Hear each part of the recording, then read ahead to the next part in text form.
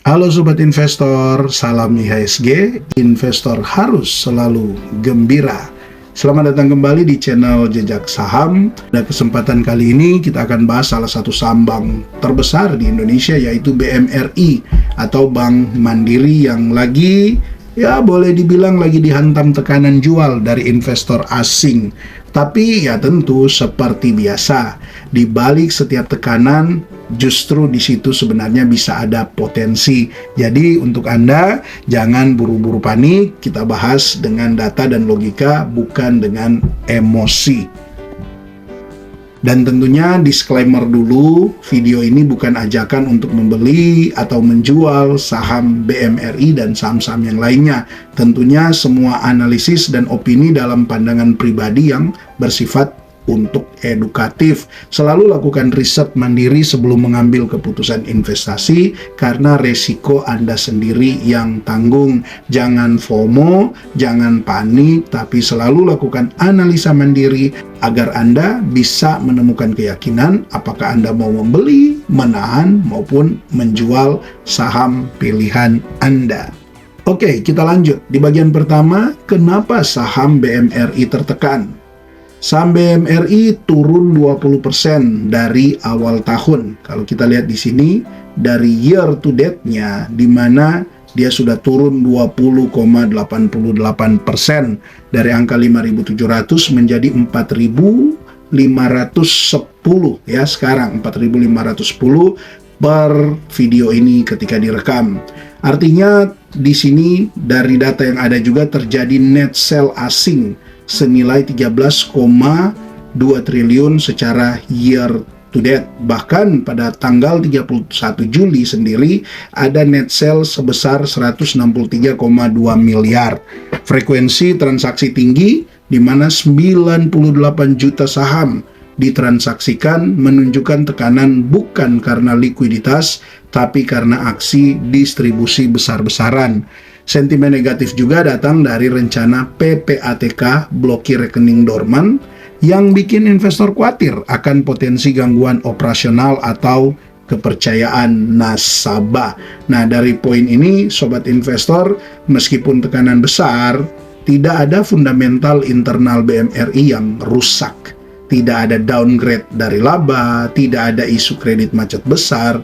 Ini lebih banyak karena sentimen makro dan distribusi asing.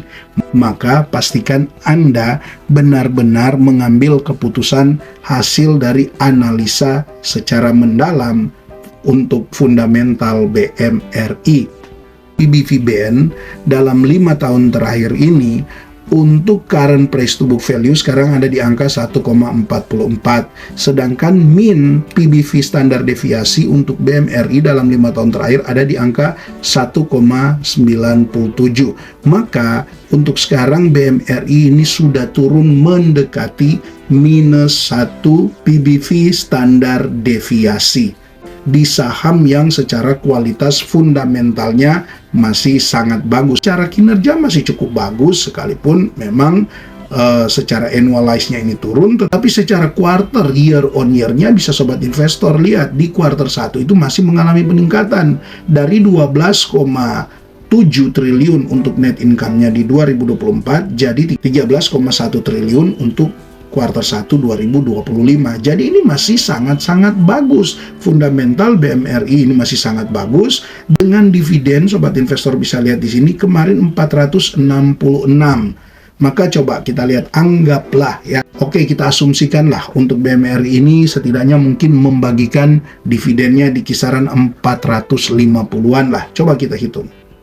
Ke BMRI untuk dividen per share-nya ada di 450, kemudian kita bagi dengan harga sekarang ini ada di harga 4.510. Sobat Investor bisa Anda lihat di sini untuk potensi dividennya sudah di kisaran 9,9% atau bisa dibulatkan di 10%. Jadi kembali lagi ya Sobat Investor, dapat dividen yang di kisaran 10% di bank yang memiliki aset yang sangat besar seperti BMRI.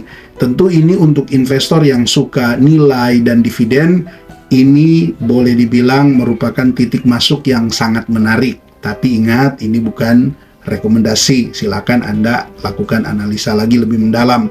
Bahkan jika dividen ke depan hanya 340-an pun, yield masih tetap di atas 7%, jauh lebih tinggi dari deposito, dengan potensi kenaikan harga sahamnya itu berpeluang cukup tinggi. Maka kita tinggal tunggu saja apakah setelah RUPS nanti untuk BMRI ini akan mendapat katalis positif, yaitu kita lihat saja. Jangan-jangan ini memang ya harga sahamnya terjadi penjualan yang cukup masif. Sebenarnya bisa jadi juga ini bisa jadi peluang di mana ketika ada katalis positif itu bisa harga sahamnya itu bisa rebound. Kita lihat di sini kan dari corporate action, nanti BMRI akan melaksanakan RUPS di tanggal 4 Agustus 2025. Artinya ini kan di hari Senin ya, sobat investor, hari Senin depan. Jika nanti di RUPS ini kemudian akan ada signal-signal yang cukup bagus, ya tentu ini akan menjadi katalis positif untuk BMRI ke depan. Coba kita kembali memantau dari fundamental bisnis Bank Mandiri. Maka dengan total aset ya sampai di akhir 2024 ada di 2.200 triliun. Bahkan memasuki di kuartal 1 2025 aset dari BMRI sudah ada di 2.463 triliun dengan net interest margin atau NIM-nya stabil di atas 5%. Ini unggul ya dibanding dengan bank-bank besar lainnya. Untuk pertumbuhan kredit terus naik, terutama dari segmen UMKM dan korporasi. Sedangkan untuk transformasi digital melalui Livin by Mandiri dan Kopra Mandiri makin agresif.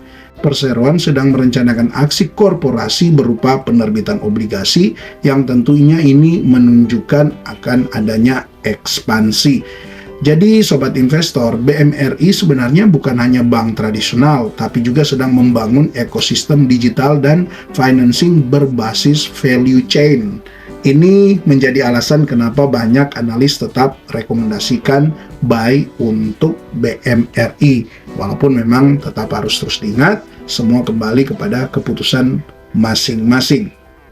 Melihat dari prospek bisnis BMRI dari tahun 2025 sampai 2030, maka boleh dibilang pertama, kondisi makro mulai mendukung. BI mulai menurunkan suku bunga, tentu permintaan kredit ini bisa akan naik lagi.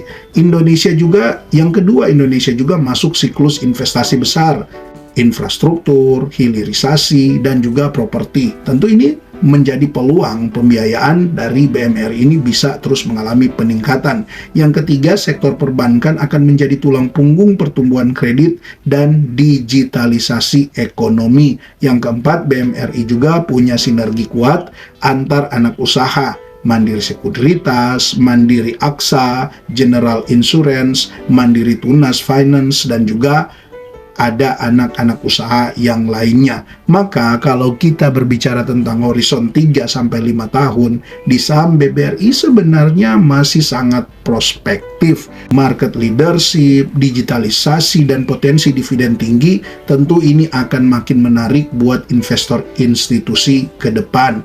Jadi di saat sekarang lagi ada panic sale atau mungkin memang lagi ada aksi taking profit kah atau apapun itu, sebenarnya justru di sini kesempatan untuk kita investor retail mulai menentukan posisi apakah ini bisa menjadi momentum atau tidak.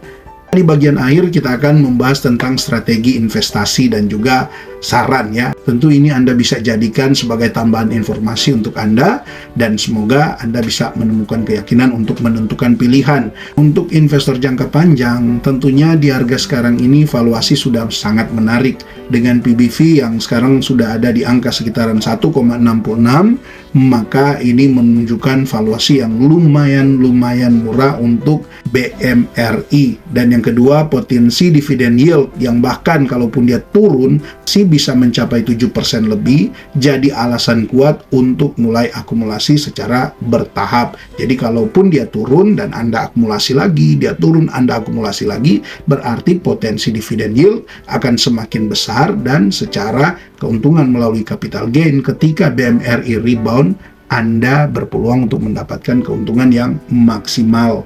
Bisa juga gunakan strategi dollar cost averaging tiap bulan sambil pantau perkembangan makroekonomi. Jadi intinya saham BMRI memang lagi ditekan habis-habisan, tapi dari kacamata fundamental dan valuasi, ini justru saat yang menarik untuk mulai masuk perlahan.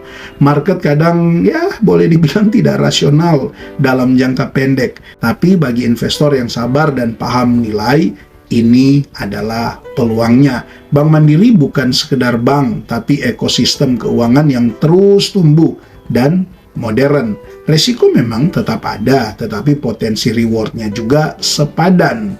Tulis juga di kolom komentar, apakah sobat investor sudah punya saham BMRI atau masih menunggu lebih turun lagi? Ayo kita diskusi bareng di kolom komentar, dan tentunya terima kasih buat sobat investor yang terus mendukung channel ini dengan memberikan super thanks juga berlangganan. Salam IHSG, investor harus selalu gembira.